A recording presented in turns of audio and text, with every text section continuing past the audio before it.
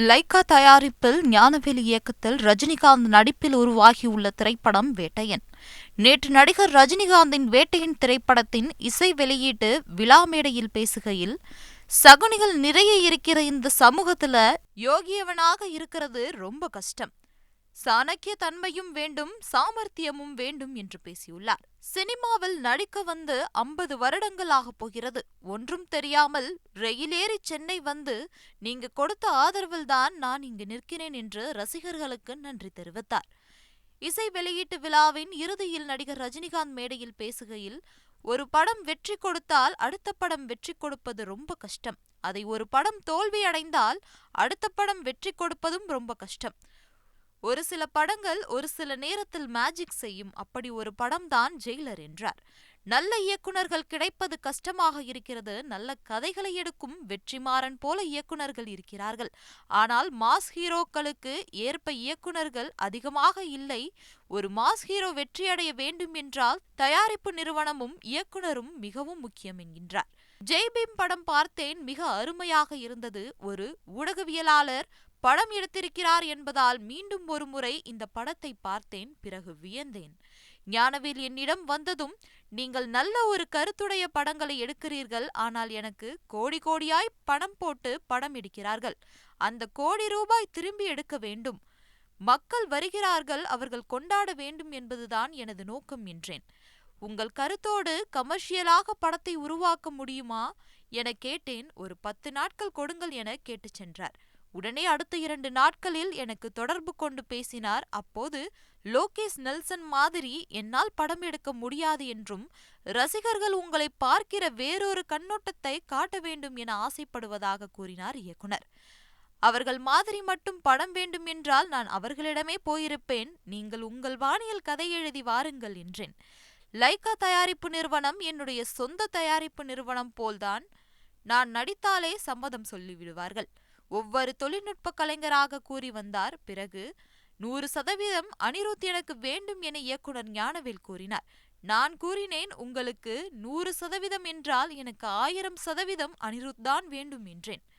பல இயக்குனர்கள் இந்தியில் என்னையும் அமிதாப் பச்சனையும் இணைத்து படம் எடுக்க கேட்டுக்கொண்டார்கள். ஆனால் அவரும் ஒத்துக்கொள்ளவில்லை, நானும் ஒத்துக்கொள்ளவில்லை.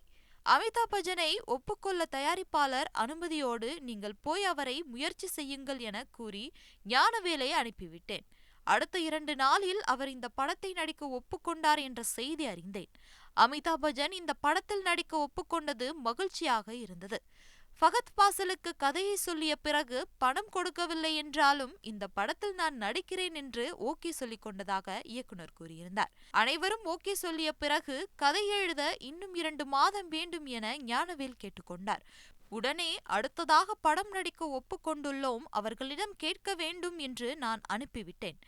அதனைத் தொடர்ந்து சன் பிக்சர்ஸ் லோகேஷ் கனகராஜிடம் கேட்க சொல்லிவிட்டனர். லோகேஷ் கனகராஜ் கேட்ட உடனே 2 மாதம் எடுத்துக் கொள்ளுங்கள் என்றார். அப்படியென்றால் அவர் ஒழுங்காக கதை பண்ணவில்லை என்று அர்த்தம் என காமெடியாக கூறினார். ஃபகத் ஃபாசிலை போன்று ஒரு யதார்த்த நடிகரை பார்த்ததே இல்லை. Hats off to you Fahadh Faasil, அசாத்திய நடிகர் என பாராட்டினார். இந்தியில் நான் முதல் படம் பண்ண அமிதாப் பச்சன் தான் காரணம். கமலின் இந்தி படம் ஒன்று வெற்றியடைந்துள்ள போது ஒரு புதிய படத்திற்கு என்னை அமிதாப் பச்சன் பரிந்துரை செய்தார். எனக்கு ரோல் மாடலே அமிதாப் பச்சன் தான். இந்த படத்தில் அவர் நடிக்கிறார் என்ற உடனே அவ்வளவு மகிழ்ச்சியும் சந்தோஷமும். அனிருத் பல்வேறு நாடுகளில் இசை நிகழ்ச்சிக்கு செல்கிறார். அவர் வருகிறார் என்றவுடனே அனைத்து டிக்கெட்டுகளும் விற்று தீர்ந்து விடுகின்றன. குறிப்பாக அமெரிக்காவிற்கு சென்றபொழுது 10,000 டிக்கெட் விற்று தீர்ந்ததாம். ஆனால் இசை கச்சேரி நடத்தும் நாள் அன்று அவருக்கு உடல்நிலை சரியில்லாமல் போனது. ஆனால் ஒரு மாத்திரை சாப்பிட்டு அந்த கச்சேரியை 2.5 மணி நேரம் நடத்தி முடித்தார். உழைக்கும் நேரத்தில் உழைக்க வேண்டும். ஒரு படத்தை பார்த்துவிட்டு இந்த படம் ஓடும் ஓடாது என ஓப்பனாக சொல்லிவிடுவார். அனிருத் எனக்கு பிள்ளை மாதிரி. படம் உண்மையாக வெற்றியடைய வேண்டும். குறிப்பாக இயக்குனர் ஞானவேலுக்காக வெற்றியடைய வேண்டும். ஞானவேல் போன்ற ஒரு இயக்குனர் இந்த திரைத்துறைக்கு தேவை. ஒரு கருத்துக்கு கதையை சொல்ல வேண்டும் என அவர் நினைக்கிறார். படத்தின் பூஜை போடும் பொழுது அக்டோபர் 10ஆம் தேதி வெளியாகும் என முடிவு செய்தோம். லைகாவிற்கு அநேக படங்கள் இருந்ததால் இந்த தேதியை அறிவிக்க முடியவில்லை. சகுனிகள் நிறைய இருக்கிற இந்த சமூகத்துல யோகியவனாக இருக்கிறது ரொம்ப கஷ்டம். சாணக்கிய தன்மையும் வேண்டும், சாமர்த்தியமும் வேண்டும். இந்த இரண்டும் இருக்கிறது. அவர் பிழைத்துக் கொள்வார். சினிமாவில் நடிக்க வந்து 50 வருடங்களாக போகிறது. ஒன்றும் தெரியாமல் ரயில் ஏறி சென்னை வந்து நீங்கள் கொடுத்த ஆதரவில்தான் இங்கு இருக்கிறேன் என ரசிகர்கள் மத்தியில் பிரம்மாண்டமாக பேசியுள்ளார் நடிகர் ரஜினிகாந்த். செய்திகளை உடனுக்குடன் தெரிந்து கொள்ள உடனே சப்ஸ்கிரைப் பண்ணுங்க.